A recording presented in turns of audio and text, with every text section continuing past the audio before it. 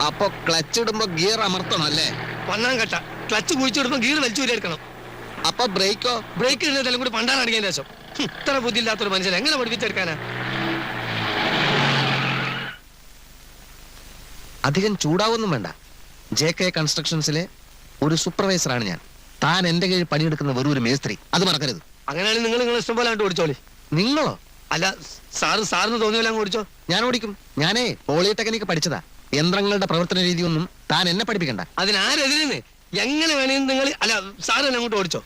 ആ, ഞാൻ ഓടിക്കാം.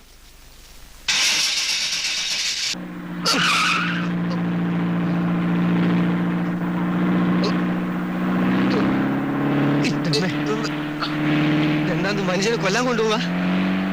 ബ്രേക്ക് ഔട്ട് ചെയ്ത് ബ്രേക്കിന്റെ ഞാൻ ചവിട്ടിക്കോളാം. എവിടത്തേക്കാണ് നിങ്ങൾ കൊണ്ടുപോകുന്നത്?